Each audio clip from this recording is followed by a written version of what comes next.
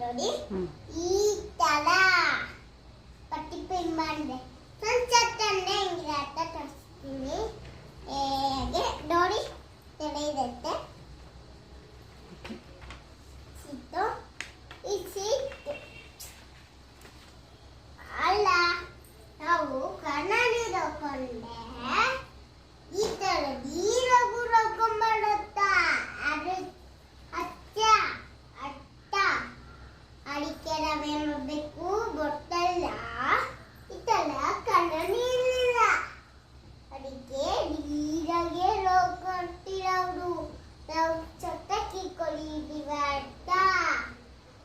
ಈಗ ಕನ್ನಡಿ ಇಟ್ಟೆ ಕನ್ನಡಿಯ